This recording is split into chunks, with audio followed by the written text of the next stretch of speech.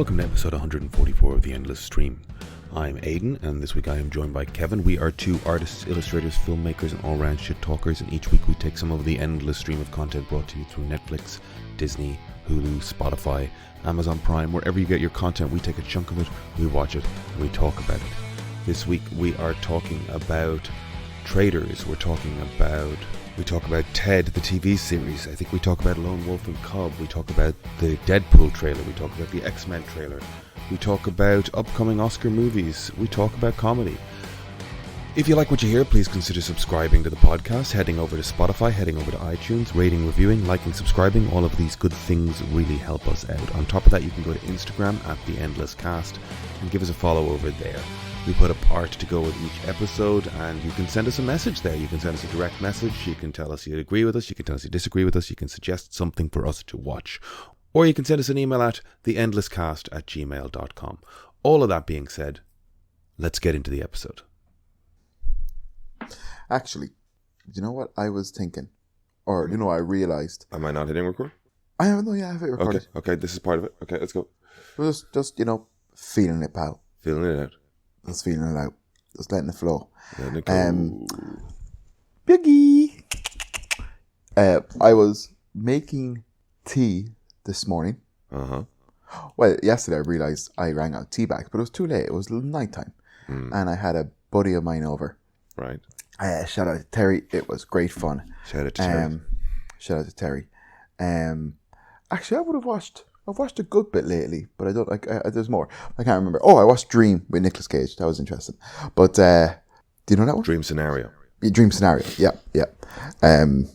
Also, that Mandy piece that you're helping me with, the guy didn't like it, so we're doing something else. Unfortunately, it was a horrible image and a bad choice. That's why we were like kind of that. I'd never normally send designs out to customers beforehand, but it was just like he's taking a day off from work and traveling up, and it's like kind of fair is fair in that sense. And it was a trickier one, so we are just like, okay, let's see if we can do it before you even come up. But he's settled on something else now, so it's fine. Great. So I have two weird drawings of Nicolas Cage covered in blood. If anybody wants that, no, don't worry about that. But I realised I ran out of tea late last night. Right. So I was just like, oh, fuck it. We used the same tea bag, right? So then it came to later, and we wanted more tea, so we were just like, I didn't throw the tea bag out because I knew it was the last one, so I reused it. Right. Woke up this morning, I was like, oh fuck, I have no tea. I didn't throw the tea bag out. Right. So I reused it. So how many cups did you get on this one tea bag? Yeah, like 5, 6. All right. I'm just saying, people are complaining about cost of living crisis. Spending too much money on tea bags. Just buy a box and use it for the next 100 years. The Endless Stream does not. The views of Kevin McNamara do not represent those of the Endless Stream and its other participants. Please make your tea like regular human beings. Good cups of tea are important. This tea is, in fairness, is the weakest. It's not great. The fifth or sixth cup of tea off the one tea bag? The sixth cup of tea off a tea bag is the weakest. Yeah. Yeah, okay. Look, you got to make do. You got to use what you have. You got to improvise, adapt, overcome, as Vincent from Collateral once said. But no, that's not for me, old buddy, old pal. That's not for me. All right, Mr. Your High Castle. Ooh. With your. Go on. There, Capri Suns and Penguin bars. You calling me out my school lunches? That's a deep cut to your previous episode. That's a deep cut. It's interesting that like stuck in your brain. Like 10-year-old Aidan had a Penguin bar in his lunchbox. I recently I was listening to episodes that I missed and I wasn't on, and I was listening to them, and that just happened to kind of, when something automatically plays, but it played like kind of midway through an old episode, and it was that conversation. But I was tattooing, and I was tattooing, so I couldn't really change it. But it was so funny. It's just like, oh yeah. We were essentially, we had established that you and Brian were extremely privileged city boys, and that I was a very just kind of unfortunate and neglected. Yeah, no, we know. You told us you would take a Penguin bar and you would chew on it, and then you would put it out, and then you would chew on the chewings. Yeah. And you'd get about 5 goes out of a penguin Five bar. or 6 goes at the same 5 or thing. 6 goes out of yeah. a penguin bar. Yeah. I'm would resourceful. you would pick up a penguin, then you would pick up a penguin, then you would pick up a penguin, then you would pick up a penguin. You would pick up a penguin. Yes. Last night was the second and last performance of the Just One Law Seen and Heard show that we were doing at Smock Alley. Yeah, so I just want to apologize because I only saw that last night, really. That you were doing it. I don't And I didn't attend. Look, kind of, I've been taking a bit of a mental health break from the old social media. No, but you're what? You're apologizing for what? Not coming? Not to attending. Or... Yeah, not attending, not being aware. Don't worry about that, man. You've been to enough improv. You've sat through enough of my bullshit. But I do like it, but yeah. Oh, you do like it? Okay, cool. Well, there was a funny show seeing before us as well. I like seeing you happy on stage. I don't actually like That's very good of you. the rest of it. No, I do. But I essentially it is. I do enjoy seeing you on stage, being happy. Thank you. That's true. Yeah, that is the truth. It's the only reason I go. Oh, you're a good friend. You're a good friend, Kev. I could do more. Oh. Did you see from the tweeties that Owen Macaulay of Pulse College and Lightning Strike Comics Yes. has started a Tala Academy of Sequential Art? Yes, So I kind of read about it pivoting last off of night. Pulse Yeah. to teach comics. Surely you could get a place in that course. Teaching. Okay. I thought you were like... No, you're fired. I don't know. I mean, I did mention to him, like he's told me that, and I was like, oh, cool. If you're looking for tutors or whatnot, but it is a fine line of like, it's not like I'm a published comic book artist in a major significant way, but like, but you can definitely art, buddy, and like you know sequentials, like do you remember when we did the course with Declan? Mm. And like, to be fair, I think you and I kind of got a little bit less feedback because all the points or all the things that we made and said were just like intuitive of sequential art or comic book artists. But that's only because you and I had probably consumed more of this stuff literally just from artists. Yeah. Do you know what I mean? Like we weren't. Because like I would have consumed.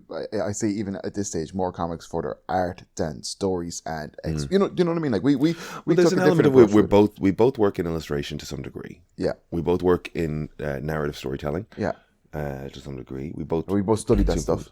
We both studied that stuff. We were going along because we'd never seen a course in comic related stuff. You kind of know Declan to begin with. We've had him on the podcast. He's a great dude. Yeah, we'll get him back as well. Having great success. Congratulations on Old Dog and now the massive success of the Thundercats. Thundercats, yeah, wild. That's gone nuts, which is amazing. Yeah, him and Drew Moss. But yeah, I got a couple of issues of it for the crack. Yeah. So we were like. His lectures were great. Like he was bringing up beautiful examples of good narrative storytelling. But like from what we do, there was nothing particularly new in what we were consuming or learning. And like I don't discount or dismiss the like the hundreds and thousands of hours that go into sitting at a desk drawing comic pages. Like we are not doing that. It's one thing knowing the theory. It's an entirely different thing sitting down, as Declan does, day in, day out, and putting out pages. So, yeah, you and I were on the course, and we're just like, yeah, we kind of get this. It's a different thing sitting down to sort of put the processes in place to draw comics efficiently and meet deadlines. But I was literally going to say, like, kind of like, obviously we'd have tons to learn if we were actually doing it. But I think, like, the only thing that we lack is essentially the hours doing it. Yeah. Do you know what I mean? Like, we're a little bit more... who I spoke to, some comic artist years ago I met, it was like, he was in the animation industry, but he was working comics as well. And he was just like, a lot of it is just like, a lot of people can draw comics. It's just who's going to sit down and do it. Yeah, like this is what, like, so lately, and it's only lately, but people have been asking me like kind of how to get in the tattoo industry or what can they do and all that kind of stuff. And I was tattooing one gentleman recently, and he was saying that his 15-year-old kid is interested in it, and like, kind of what's the best way to do, and should I do this and should I do that, and blah blah blah. And I was just like, it's just tattooing is just another medium, like there's nothing you can really do. Basically, it's just like anything that's worthwhile for anybody. If someone wants to get into the tattoo industry, the best way to get into it, starting right now, is just picking up a pencil and a pad. Like, it's nothing to do with fake skin, needles, types of machines. It's like you're jumping the gun, Just get out there and draw. Yeah, it'd be like kind of saying like kind of like, yeah, I want to like kind of, I want to learn how to, I was like, yeah, it'd be like saying, I want to learn how to animate, and then going off and buying like, all the excessive like, digital pads and animation software, blah, blah, blah, but not actually kind of just being like, just draw. It's like you can tattoo. It's just another medium. It's like being like, I do watercolor and I want to learn how to acrylic. It's just like, that's fine. Like, it's just you're learning a different medium, but you have to have that basis. So it's like, if you want to get a tattoo and just pick up a pencil and draw, you work on your portfolio, you drop into a tattoo shop and that's it. But it's like, and then if you get a good apprenticeship, they'll make you draw for the first, like, say 6-7 months, maybe, you'll just be drawing. That's it. Draw. Draw, dude. You don't need machines or pencils, just draw. Same with comics. So I was just saying, like, we can always just like, you're looking at something on TV, you're like, I wonder what brush that guy's using, or I wonder what, pencil she's using, and it's like, that's all irrelevant. All you got to do is take that fucking, like, you can go to your giant today, buy pencils and a drawing pad, and that's it. That's all you need. And just get into drawing. Just get into drawing. And if you want to make comics, just make comics. I say that as someone who wants to get into comics and actually doesn't make them. But when I say, you know what I mean when I want to get into them, just like just purely for myself. You want to be drawing comics. Yeah, I get you. Like, that's the thing as well. Like, I do, as much as I love comics, it's like, oh, how much money is in comics for the average? Like, I remember distinctly the point where I looked at my stack of comic books and I looked at the names of the artists and I was like, well, I know I've seen this guy draw 1 comic or 3 comics, and it's like, he's not done anything else. Like, the amount of people that like draw a comic or get in and do a couple of comics and go, oh, this is not viable, and I'm going to die trying to meet these deadlines, and forget this. We're out. But yeah, how did we even get on to this? Tala. No, sorry. You started talking about Tala. All my colleagues in Tala. Do you know? I don't think I know him. Not really well. Not really well. He, he's had Lightning Strike Comics for years, and yes, I know Lightning Strike. He published a bunch of stuff, and he published a bunch of Phantom stuff. And that was it, yeah. So I did a 4-page contribution to that, and our buddy Bob did Speakeasy as a comic, and okay, that was true. That was true. Lightning Strike as well. Okay, yeah, I have that. Shout out to Bob. Shout out to Bob. It's a great comic. I've read it.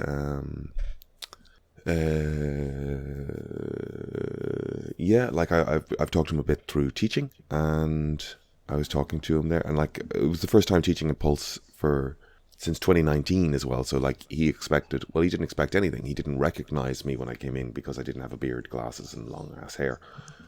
You've to be fair, he didn't recognize you. I'm a changeable fella. But he didn't recognize you because you had a bit of a glow up. No, let's not do that. I just like. Oh no, Eddie, you are hideous. You look great now. Okay, cool. No, but I've cut my hair. I've grown my hair long. I've had a beard. I've had a longer beard. I've you're had a very shorter beard. I've had interchangeable. glasses. I haven't had glasses. Like, I've had, like, I'm like a fucking. Yes. What's the thing with the iron filings where you drag the hair around? Anyway, you know what I'm saying. Sort of. I don't, but yeah. So anyways, so you met Owen in Pulse. Yeah, no, but I'm just saying it's exciting to see somebody making a swing at like a course in comic specific illustration. And I have, absolutely. And I was reading up about it last night, and they have online classes, and they'll have obviously in person classes. What do you call that? In classes? In classes, just classes. You're right. Physical, real people classes. And like, I'm not necessarily. I'll certainly when they announce the lecturers, that'll be interesting to see who's going to be teaching there, and I support it. I think go for it. Why not? It's great. I would have loved something like that when I was a kid. Loved it. Yeah, I mean it's cool. I don't know what's going on. Like, where did you see anything about the content or the structures? Facebook maybe. Okay. Facebook, I think. Set to be located in Tala, this academy will be led by practicing industry professionals in the field of comic book production, offering unique perspectives and opportunities for students to develop their portfolios and gain publishing experience. This new skills-focused initiative will be open to both online and in-person attendees, with a limited number of scholarships available to participating students. The academy will also sponsor a new grant program to support graduate work and their entry into the industry. Cool. Where did you Right, read well, that? that's Facebook. That's where I'm assuming you got it. Let's move forward. News this week. Let's get the nerd stuff on the table. There was finally a Deadpool trailer. Yes, did you watch it? I did. Now, I've had a couple of people, like Brian was dropping stuff into the WhatsApp with updates. Oh, it's coming or whatever. I don't think that he's particularly enthusiastic about it, but he's just he's a movie guy. He was keeping us appraised.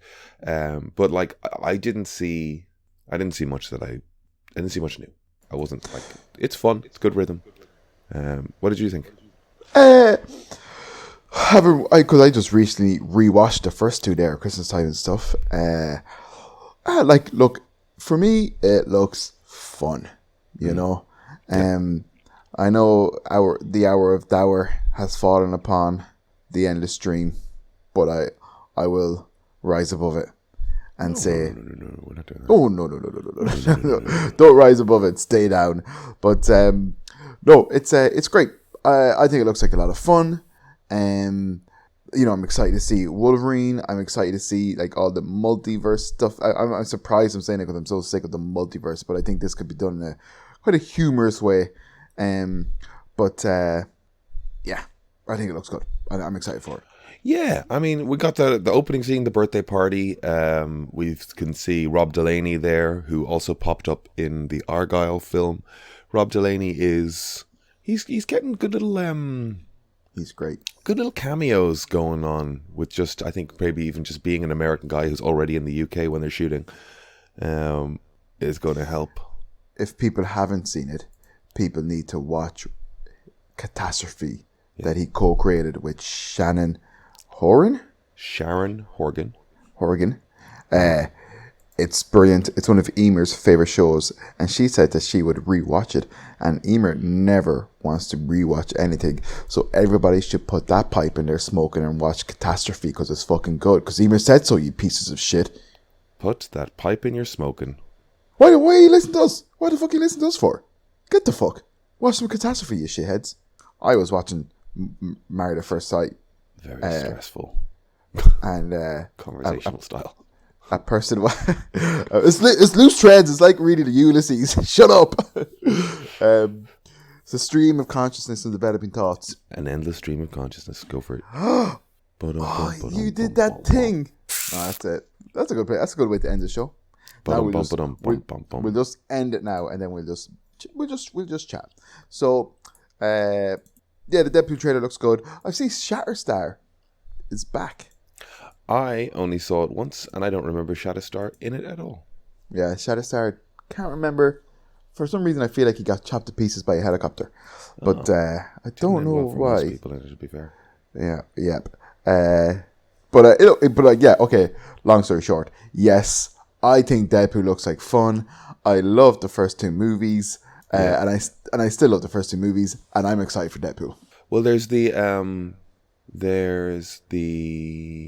I'm trying to like, I know what you're saying. You're trying to whip through a little bit here, but we've got the TVA, we've got Deadpool brought in, we've got this guy called Paradox. I don't know anything about Paradox. He's the guy interviewing him. We see him putting on the suit.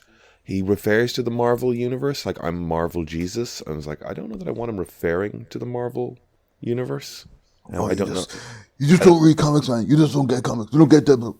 You just forward breaks. Are we talking about the thing you insisted we talk about, or are you gonna just buzz past it? Because like I'm trying to give it the respect that you seemed to want to give it, and now you're like, hey, we got to move past. Which I think is you probably trying to go quickly. I said you don't respect Deadpool. Yeah. Well, I'm here trying to respect and talk to you about it, and you're just. What do you think about him mentioning, like, name checking the Marvel universe as a concept?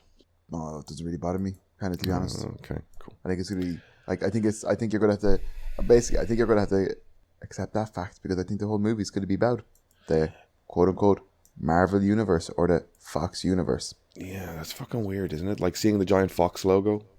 How cool would that Wolverine reveal have been if we didn't know he was coming? I know. That's kind of like frustrating with the world as well. It's like, would have been so good if we just didn't know. I know, and there's a lot of spoilers lately for all the Marvel stuff. Like, it's just you see all the A lot set of leaks photos and everywhere. seeing, Yeah. Bit of a bummer, but that was like that years ago, and then it kind of calmed down. It's obviously just taking off again. Taylor Swift gonna be Dazzler. Say that again? Pardon me. Taylor Swift is going to be Dazzler apparently, but I don't know if that's actually true. In Deadpool? Yeah, That's weird. Look, it's a rumor. Might not be true. we know I love the Marvel universe, but by the time it's just a fucking, by the time it's just a like platform for cameos, Yeah, it's just lame. I'm just like, I don't care. Same. Like Anchorman 2 can get fucked. By the time it's just like, and there's Will Smith and there's Brad Pitt and there's whatever and there's whatever. Yep. It's like, I don't never. care. I don't even think I watched Anchorman 2 Yeah. fully the way through, and I'd say I watched Anchorman 1 like maybe 7,000 times. Yeah. No, the second one was just a hang for a whole bunch of actors who were having fun. Yeah. So boo earns, and I'm worried that that's what the Marvel Cinematic Universe is slowly becoming. Cool. What else? We had an X-Men animated series trailer. Yep. Looks a bit weird. Looks a bit weird. The old one looks a bit weird anyway. The other one looks rubbish. Yeah. There's a moment in the trailer that I can't kind of get over where Wolverine is running and Gambit jumps on his back. Yes, and rides him. But also Gambit charges Wolverine with kinetic energy, and he has kinetic claws. Did you see that? Oh no, I didn't notice that. That requires a lot of explaining what's going on in order to make that make sense to an audience. Maybe I'm wrong, right? Maybe I'm wrong, and I just thought that's what it looked like in the trailer. I could be completely wrong, but yeah, I don't think I've ever seen it in the comics. But again, I could be completely wrong. I don't know what kinetic claws are, because we've sort of we've indicated that anything kind of gets charged. Maybe that's my old impression of what Gambit does, but my old impression was once he charges it, that shit's going to explode, right? Or does he hit it off something and it diffuses it? I don't know. It's a good question. Oh, sorry, my computer had a freak out there. I don't know. It's a good question. I think Morph is the character of Morph has stirred some controversy. Old cartoon versus new cartoon. Yeah, and Morph being like non-binary or something. Oh, I don't even need to deal with that. Oh well, it's fucking nonsense, anyways. Because if you think of a character that can be anything or anyone, that character is non-binary. Yeah, I guess it's just talking about it. X-Men fans push back against anger over non-binary character. X-Men 97 take on Morph is already making bigots mad. X-Men 97 confirms one character is non-binary in Disney Plus revival. It's like, yeah, well, it's obvious. It's the chameleon person who can change identity and gender. But also, it's anybody they fucking want to be, because they're all fictional. It's all just a bit of fucking crap. Yep, couldn't give a shit. Let's move on then, I guess. Okay, it's cool seeing the Magneto thing. It's interesting seeing the voices being back. Back. The ones that are back versus the ones that are not back as well. That's not the same Magneto, right? Or, I don't think so. If it is, it's, just time passes 20 years later. 20 years later. It's going to be a different thing. Yeah. But Cyclops sounds identical. Yeah.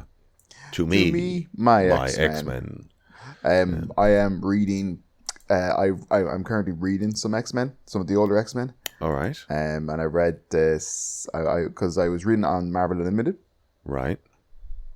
Pardon me. An app I must cancel. I use it I'd say I use it every week. So I'm not going to cancel it yet. Okay. No, I'm seriously just talking about me though, because I do not. I have not. I've used it once or twice over 2 years, and it's I'm just pissing away money. Fair. I read stuff I don't want to buy, basically. Mm-hmm.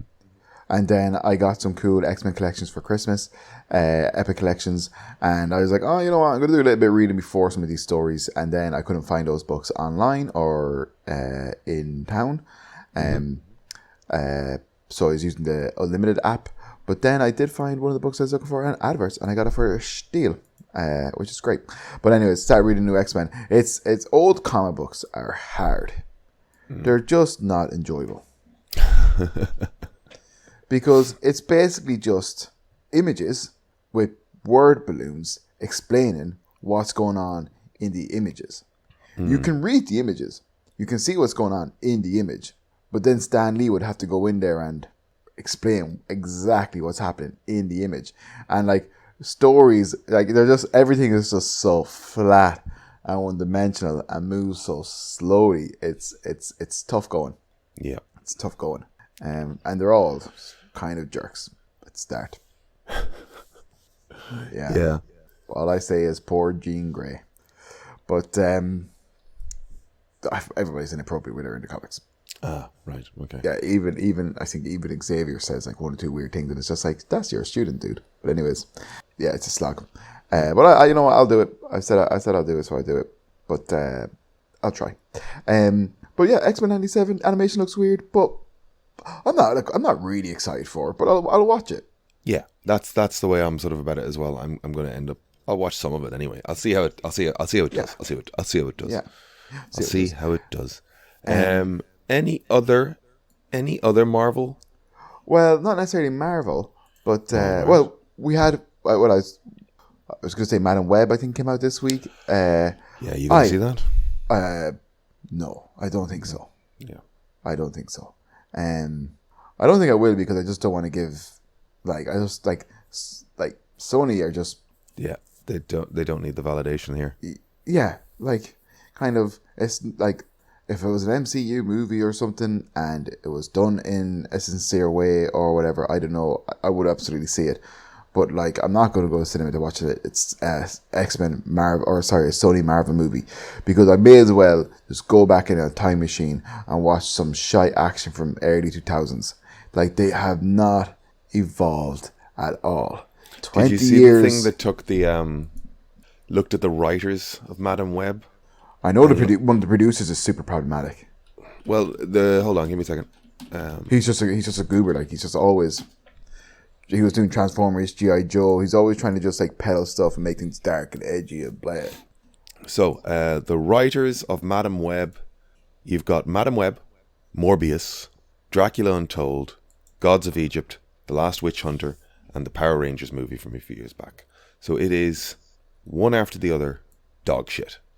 I enjoyed the Power Rangers movie for a couple of years back, but just because, like... No, you didn't. I like Elizabeth Banks as Rita Rapunzel. No, I did. I thought Elizabeth Banks was class in that movie.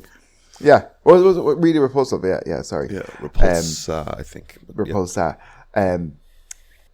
But no, yeah, kind of like just pleasantly surprised with some of the movie. Like I said, I like Elizabeth Banks anyways. But I did watch The Beanie Bubble with her and Zach Galifianakis. That was interesting. But yeah, no, kind of like, they're all horrendous movies. Dracula Untold, I think, was kind of, I liked.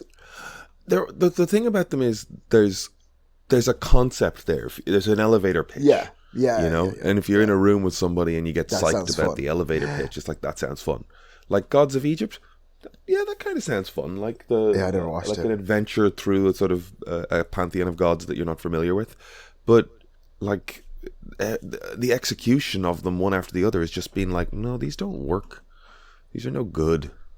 Anyway. Well, look, Madam, I like, to be honest, I like, the thing is, like, I really like Dakota Johnson. I think she's brilliant. She's a great actress, and I liked her in like so many things I've seen her in. She's brilliant, but like, I've seen her even talk about this movie. She couldn't give less of a shit. Oh, and I don't blame her.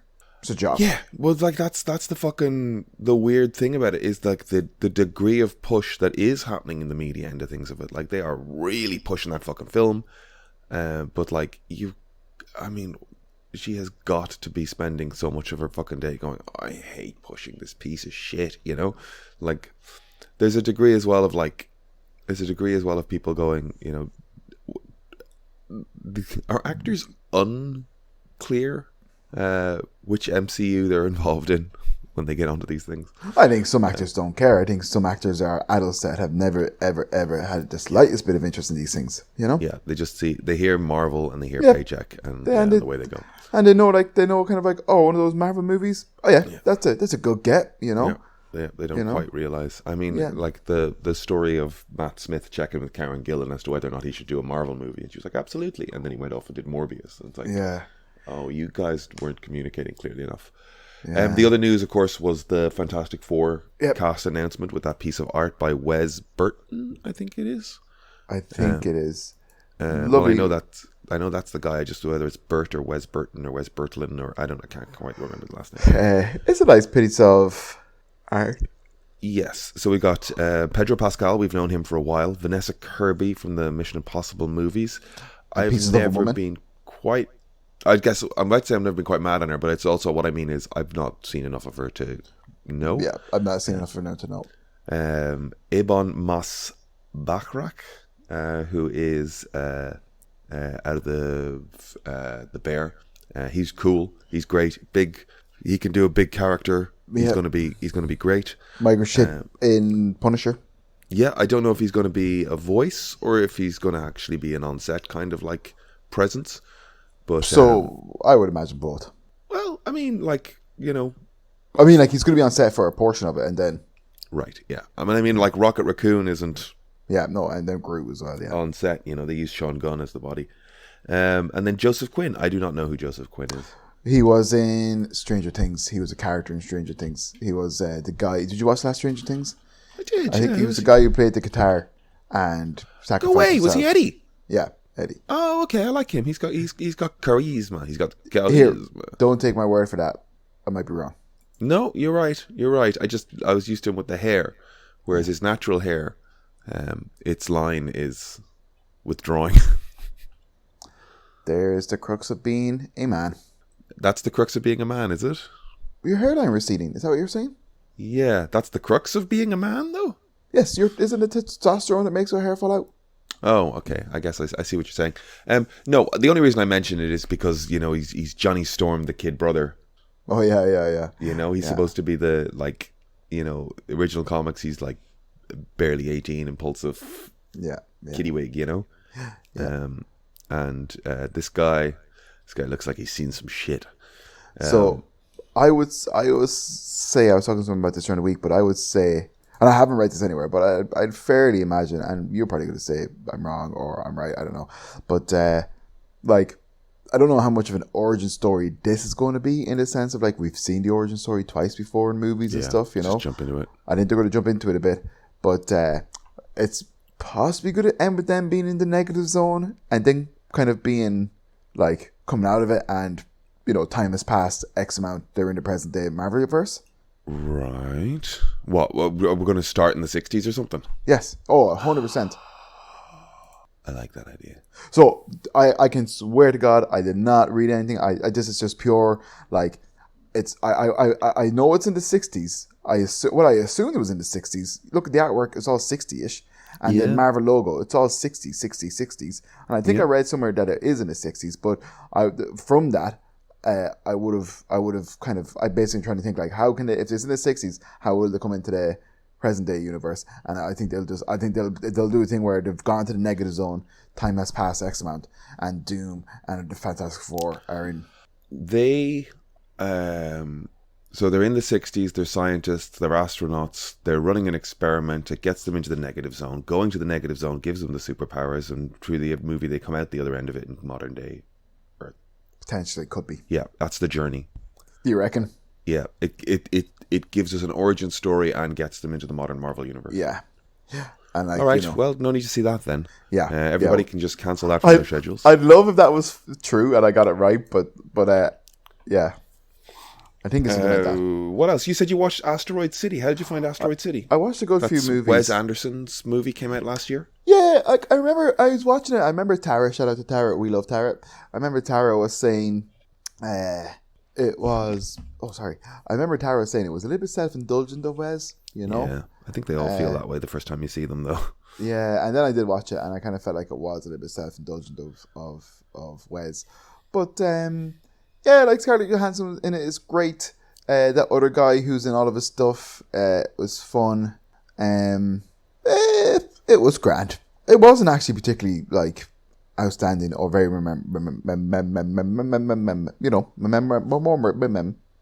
Who's that guy who's in all his stuff? I like him, don't get me wrong, he's great. Brandon, no, what's his name? Who do you mean? I'm trying to work out who you're talking about. Sorry, he was the photographer and the father of the kids. Is that Ed Norton? No. I forgot about that aspect of it. Yeah, it's a wild old movie actually. It's told as a play, right? Yeah. It's told as a kind of a play. Jason Schwartzman. Yeah. I think Jason Schwartzman's great. Yeah. Scarlett Johansson, Jason Schwartzman, Rupert Friend, Margot Robbie, Adrian Brody, Sophie Lillis, Jake Ryan, Tom Hanks. I forgot Margot Robbie was in it. There's Yeah. so many people in this movie. Bryan Cranston. Yeah. Liev Schreiber. Jeff Goldblum, Matt Dillon, Bryan Cranston, Tilda Swinton. See, I don't even. Defoe, Jeffrey I don't Wright, even Liev remember. Schreiber, Rita Wilson. I don't even remember some of those people being in it. Now that you say it, you know what I mean? Steve Carell, Tilda Swinton. Yeah. Adrian Brody's scene was fun as well. I forgot about this. The whole fucking. It is Adrian Brody, right? Yeah. It's all presented to you like a stage play, and like it's a script being performed, and there's points where it comes back to the writer, and he's talking to writing students, going, "How do I make the end of this work?" And but Bryan Cranston is also not like it's on 3 different tiers almost. You have Cranston narrating the story of the theater person writing the show of Asteroid City or a production of Asteroid City. You know what I mean? I can't remember, but yeah, something like that. Yeah, fun old, dense old show. Yeah. Or movie rather. It was all right. I wouldn't be in a rush. I'm never in a rush to watch Wes Anderson stuff. I think I've only really seen Bottle Rocket and The Life Aquatic. Oh, really? Yeah. I would check out Grand Budapest Hotel. It's great. Yeah, you see, to be honest, the only one I want to watch is The Fantastic Mr. Fox, and I've been dying to watch it for years, and I never got around to it. Really? That's the one you want to watch, huh? Yeah. Oh, yeah. Okay. That's just because Roald Dahl, you being a kid? Yeah. And it looks beautiful. It looks like great. It does. Great fun. It does, to be fair. I've seen clips, and they all look really fun, really, really, really, like, entertaining. Yeah, looks good. But I watched The Color Purple. Okay, we're off Asteroid City. The Color Purple, go on. No, we're done. We're done. I don't really want to say anything else about Asteroid City. It's fine. It's Wes Anderson. Fair enough. Being super Wes Anderson with a cast that's just probably too overwhelming to a degree. By the time you get through the movie, it's just like, oh yeah, that person's there and that person's there. But Color Purple. Have you seen the original? No. So tell me what Color Purple is and does and what's it about. I don't know it. Like, give me the story. So, I don't particularly remember the original. However, growing up, we had a VHS in my house that was recorded at home, and I had a sticker on it that said The Color Purple, and I remember putting it on when I was very young and seeing a really sad scene, and it's like, oh god, this movie isn't a fun movie. You know, I didn't know what kind of movie it was, and it wasn't a kids movie, that's for sure. But the story, so basically it was based on a book, and then I think Steven Spielberg directed the movie, and I think Oprah might have produced it at the time, or else Oprah went on and produced a Broadway musical of the movie. And then the latest movie is a musical, where the original wasn't. Is it a musical? Yeah. Okay. Yeah, your microphone dipped there for a second. I don't know. If is it a musical? Yeah, it's a musical. Yeah, which I wasn't expecting. You know, right. It's a really fucking harrowing story of abuse, and it's awful, and it's bizarre that it's a musical sometimes, to be honest. Right. But there's a father with 2 daughters, and they live in rural America. I think in like the early 20th century. I think it's 1909. Right. And they're young women. They're young girls, I should say. They're not women, they're young girls. And it transpires that one of them is pregnant and she gives birth. And the father comes in and he takes it and he's like, it's my baby. I'll do what I want with it. Right. You know, like the last baby. And he claims he goes off and kills him, gives him to God, you know? And the 2 young girls are obviously upset. And they work in the father's shop. The father is like a local chemist or something, you know, in the town. He's the chemist. And one day, one of the girls is walking home when she's accosted. One of the girls is walking home when she's accosted by a stranger called Mr. Mr. is not a nice man. Mr. wants her hand in marriage, you know. And he's not a good guy. So he comes sniffing around. Then he approaches the father and says, I want your daughter's hand in marriage. And he's like, no, she's smart and intelligent. You can have the other one. Give me like a cow and a chicken for her, you know. The girl who's been like pregnant, he made pregnant twice. She has like a kind of special needs. I would say, you know. Right. And then she's taken by Mister as a young child. Like she's like, again, she's probably in her early to mid teens, and she's taken by Mister, and he brings her to his shithole house. Even though it's massive, he brings her to his shithole house where he has 3 young kids, and he makes her clean the house and feed the kids, and he beats her and he rapes her, and he basically just does this to her for forever, you know. And it kind of flashes forward over different periods of time, you know, but it's just horrendous. It's a tough old story, but then parts in it are so lovely and so musical. sweet. It's a musical, dude. Yeah. The oddest thing I'll say about the movie, and like spoiler alert, if you do not want to hear how The Color Purple ends, skip forward. Do you want to hear this? Yeah, go for it. It's just, I think I really enjoyed it, and the singing and the performances were brilliant. The story is really sad and really harrowing. However, they kind of basically redeem Mister, who has spent like 15 to 20 years constantly raping, torturing and abusing this poor girl, you know. Even at one stage, an ex-wife or something of Mister comes back and she lives in the house with them, and when she's there, Mister doesn't touch the poor unfortunate that he's been living with for years. So she's happy because he's away from her, you know, focusing on his ex-wife, who's like a kind of a famous singer and stuff. But he's just massively abusive, physically, verbally, everything you can imagine. But just at the end, anyways, they kind of try to redeem him a little bit, because she basically says to me like, one day you're going to do right by me, you know, and she kind of curses him, and then his life falls to shit. But he kind of redeems himself. But it's just like, fuck off, like you can't have a happy ending with them all sitting around the table, you know, singing, holding hands and all that kind of stuff. Like he raped and abused her for years. He robbed this poor person of any sort of happiness in her life. He kicked her. He tried to rape her sister, because when the poor young girl moves into the house at Mister, of course her father's eyes turn to the other sister when she's not there. But the other sister is kind of more in tune with her faculties and stuff. Well, she's very articulate, intelligent, and all that kind of stuff.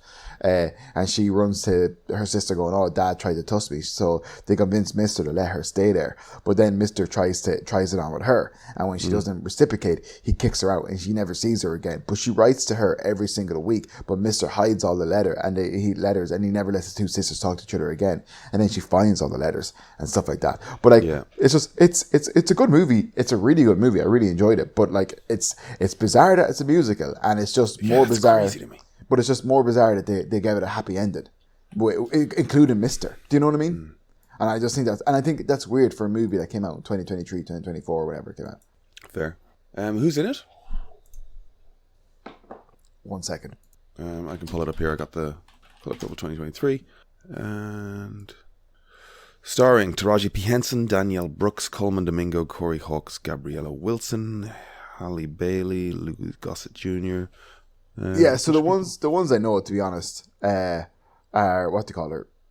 Danielle Brooks, because she's brilliant. To be honest, she's just been great. Oh, she's in Peacemaker. She's brilliant. Okay, she's excellent. Yeah. I know Taraji P. Henson, Louis. Oh, I thought I did know him. No, it's not him. They're the actors I would kind of know from previous things, you know. And like, you know, Coleman Domingo, who plays Mister, like he's brilliant, but it's horrible. It's a scary role. Fantasia Barrino, who plays Sally, she's brilliant, but it's a brutal role, you know. The acting and everything, it's very good, and the characters, like I said, kind of like there's some really interesting characters in it. But it's a tough watch. But the acting is brilliant, and some of the singing is phenomenal. That's great. Yeah, but I would recommend it. But like, you know, if you're into musicals, I'd recommend it. Other than that, it's kind of it's hard. Or I don't know. It's just it is hard, but it's just odd that they gave it a happy ending. Yeah, it's interesting. It's very odd. Yeah. The other thing you have on your like list of you've watched or that I've tracked you watched is you said you watched The Traitors. The Traitors, yes. I watched the American one before. Emer watched the British one, and we the season one of the British one, and I didn't. And then we watched a season of the American one, but we just recently finished the latest season of the British one. Right. Okay. With Claudia Winkleman. How did you find it? Kind of. It's entertaining. You watched the whole season. We don't need to like. You've now watched like 3 seasons of the flipping thing, so let's not dismiss it. Like, no. I was like going the to say, first three, the 3 traders. What did you think of the 3 heads? Like, you got the big. What's the ginger guy's name again? Was it Paul Dave, or something? Dave. Hold on, I'm going to pull it up. What I think is it George, the guy who is. I think I think it's a lot of fun, and I think it's very good. And obviously, as you and Brian were talking about reality TV show, like we're all aware of reality TV shows. Basically, record everything and then build a narrative after the fact. Yeah, you know. Yeah, fuck that. Like, let's just talk about the show we enjoyed. Paul was the ginger guy with the beard. Yeah, I think FYI, I think Traders is great. Super good entertainment. It's a lot of fun. Yeah. Paul was cool. Like, he just like embraced the trader thing so hard, and like was a solid, like, I don't know, just Paul deceptive individual. Yes, I think Paul kind of almost. It was like almost like Paul. He took to it so well. He took to it great. He was brilliant. But he almost thought, was it Harry or something, or George? More context. The other trader. Oh, the young lad. Yeah. The young lad. Harry. Yeah, the British engineer. The army engineer. Yeah, was his name Harry, yeah? Yeah. Paul... And Ash. Those were the first 3. Ash, the woman. Oh, poor old Ash. She was useless. God bless her. But she'd literally just walk around. Who do you think are traitors? To everybody. And it's just like, well, you keep on talking about it all the time, you know? Terrible. The Anthony guy was like, so, like, Aubrey was just gone immediately. Old dude with the cravat, gone. I know, yeah. The Anthony guy, he hung out for a while. But he was just like, everything everybody said, he was just like, yeah. Like, he was like, oh yeah, oh, like, he was so aggro with everybody that said anything to him about these things. Now, even as I say that, I know, you know, the 3 minutes of screen time we got with him were aggro as opposed to the hours and hours of him in a house. But like, who's that? He lacked chill. Anthony. Oh yes, yeah. Yeah. Paul got, like, he got so far and then fucked up. Yeah, I know. He just flew too close to the sun, didn't he? He got a little bit too cutthroat and ruthless. Do you know what was really weird about traitors? And I don't think you talked about it. Let me just find the guy's name. Also, I know you're talking about the B-roll with the shots of the people, because I also said to Emer, like, what's the story like? So we see them driving, getting dropped off in cars, and then we're meant to think that they're staying in, like... What? We see them every episode getting dropped off in cars. Yeah, and then you used to see them. But also, do you ever notice when they're there, they're always wearing their jackets? I'd say that house is fucking freezing. I think I was listening to the Rest is Entertainment podcast, and they were talking about the degree of like cover these shows put on them in order to avoid any assertion that they're misleading. Mm-hmm. Like they don't want to get caught out telling people that they're staying in this house when they aren't staying in the house. Yeah. They don't want there to be any perception that there's something you're not being told from a production standpoint. Yes, of course, yeah. No, I was just going to say, I'm trying to find the guy, but I can't actually find him. I think, I want to say his name was Brian, but I'm not too sure. It was Brian, yeah. He was a 33-year-old photographer from Glasgow. And what the fuck? Basically, he was a guy who was told that he was like a sheeple or something, or the most... Do you remember that guy? Yeah. The biggest sheep or the most following. And he had an absolute meltdown. It absolutely destroyed his ego. And he just couldn't let it go. And then it was just a kind of case of like, are you actually talking? Like, man, you've completely just, like, you've ruined yourself. Like, you've undone yourself. That was bizarre. He just took such an aversion to the statement, you know? It's a game. It was like, it's silly. But like, he got so fixated on it where he just couldn't let it go. And it was just like, even when he brought it back up, people were just like, what are you talking about? You talking about that again? You know, it was nuts. Do you remember that? Yeah, it was mad. Like, especially towards the end of it as well. Like this is like not about him though, but just like one of the weird things about, like the way the show went is like, how did everything keep turning up Harry's way? You know, like he won that fucking game with the sword. He got that fucking immunity. He got that fucking like just. The dominoes just kept falling for that guy, which was fucking. Well, that's it though. He played a blinder, and he also had a lot of luck in his and things in his favor. Yep. Yeah. Yep. That's it. Would you ever, like, obviously, like, kind of, you're not going to, but would you ever do a show like that? I think it'd be 100%. I think it'd be fun. Yeah. I don't know. There's a company called Kite Entertainment, I think, an Irish company, has pitched it to RTE, and like pitched licensing it and creating an Irish version of it. And there's part of me that's like, yeah, fucking cool. Yeah, I'll go hang out for a week. Yeah. I think you should. It's hilarious. But like, I don't know how you get on that show. Apparently, people do get approached based on a degree of social media following, as opposed to. I have received the same messages from reality TV shows. Right. Over the years. Yeah. And they will just blanket drop messages like across the board. You know what I mean? Like, so I was approached to do a handful of TV shows, but I'd say also like 20 other people I know in my circle. Right. Okay. Were I see what you're approached. saying. I see what you're saying. Yeah. So it's not really indicative. It's not a direct offer. You'd just be getting into a pool of people that might get selected. I see what you're saying. Absolutely. Yeah. Okay. Yeah.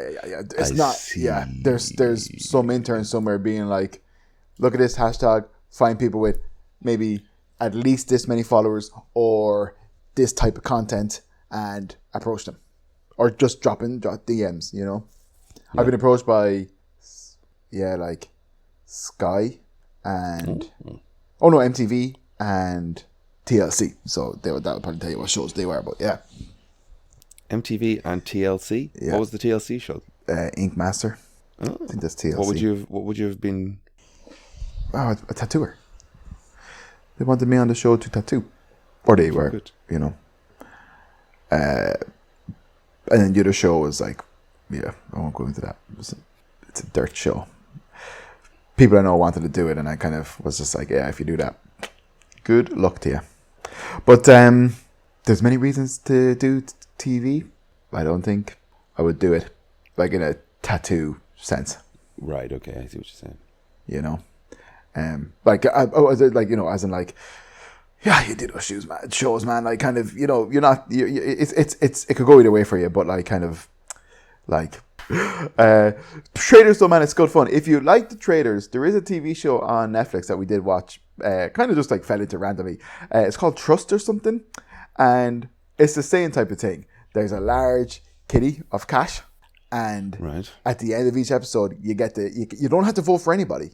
You don't have to vote for anybody, or you can vote for somebody. And if you get a vote, you're gone. You know, that kind of way?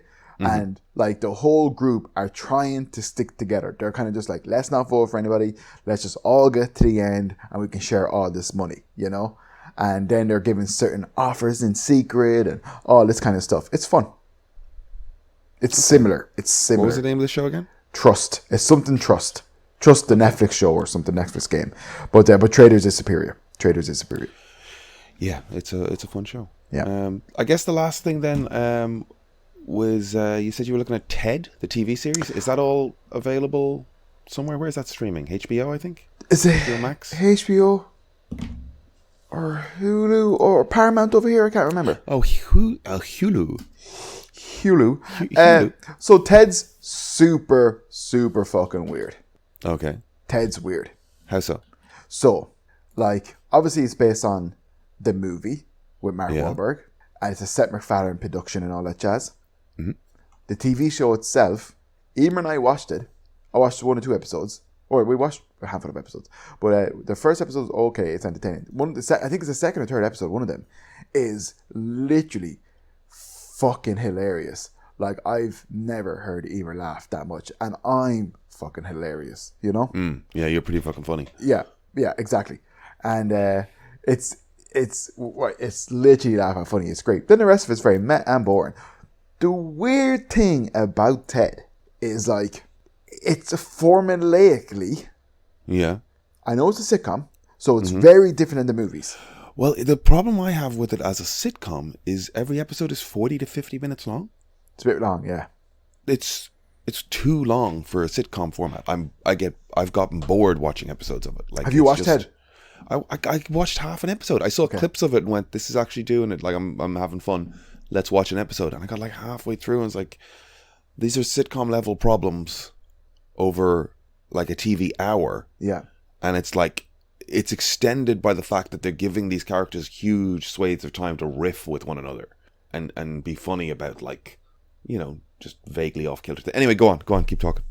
It's just like the kid who's playing Mark Wahlberg kind of has a thickest Boston accent. Yeah.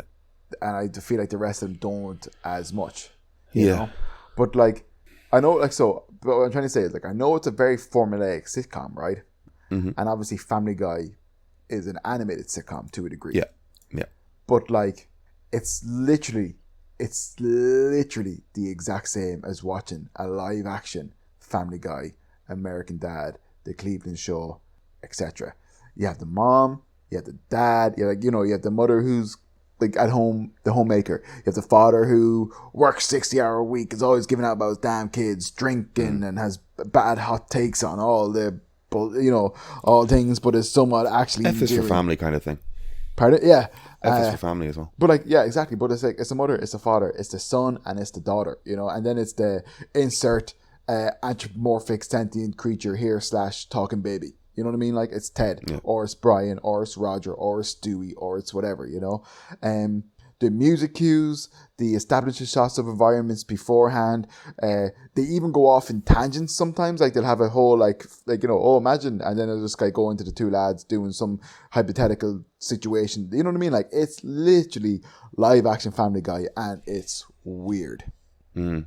Yeah, that was my take on it as well. Like, you got to say the one thing for fucking McFarlane is that, like, he just picked a fucking format and he just does it and does it and does it. Like, I mean, I guess maybe there's that thing as well with the, like, give me a second. Oh, I'll give you more than that, honey. There's a guy, Norman Lear. Like, there's a couple of these guys who are just like, and like the Berlanti verse, it's a couple of guys who, in terms of production, there's a couple of these guys who, in terms of production, find a niche and keep working it. And by the time you've got Family Guy, The Cleveland Show, American Dad, and now Ted, and then add into it the Star Trek, Orville thing,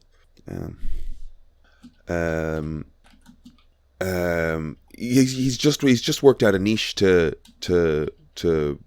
a groove to grind, I guess is the way to put it. So yeah, it's just like, the thing is, if he wasn't doing it kind of well at the same time, getting good, decent enough writers in, like, I fell off the fucking animated stuff pretty quickly. Like, I just got sick of, it was all the same rhythm, so I kind of dropped off of it. I would have watched a lot of it, to be fair. I would have watched an awful lot of Family Guy and then American Dad and stuff. And I enjoy both of them. I think Family Guy is fun as a family sitcom type of thing, but then I think American Dad is fun as a kind of a bit more of a situational sitcom. Right. I know that kind of sounds stupid, but do you know what I mean? Like, Family Guy has a bit of or American Dad has kind of like government tropes and, espionage tropes and all that kind of stuff. Do you know what I mean? Yeah. Has a bit more of a kind of... Okay, there's a bit of an arc, is there?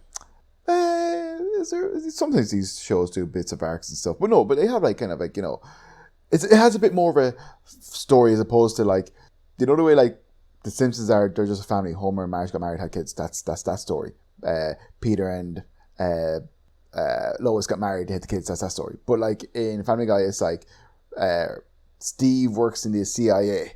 He finds Roger, who's an alien, and he stays in his house, and all this type of stuff. There's a kind of a scenario there. So there's like it helps in writing. You know what I mean? Yeah. But like, a lot of it is just build your world, build your characters, and then bounce them off each other. Yeah. We haven't seen these two hang out. Let's write them. We haven't seen the butcher. We haven't seen the hairdresser. We haven't seen the put them in situations in a world. You'll get stuff happening. Yeah, that's true. I like them. I haven't watched them in years. I haven't watched anything. The last thing I watched that Seth MacFarlane did was The Orville, and I watched some episodes of it. But I think he's better behind the camera than he is in front of it. I do got to give him credit for, like, I think, I don't know, I feel like Brian would jump in and go, no, you don't have to fucking give him any credit. But, like, fucking it's hard to be in front of a camera, and he's doing a great job. He's a great job. He's a great job. When I say I think he's better behind the camera is like kind of like, maybe I just didn't buy him as that role as the captain of the Orville to a degree. You know what I mean? Like, or at least initially, he becomes more endearing and much more likable as it goes on. Like he kind of changes. As the show goes on, it becomes a Star Trek show. At the start, they're trying to be a Family Guy show. Yeah, and as the show goes on, it actually becomes a better Star Trek show than some Star Trek shows. Yeah, because it was on.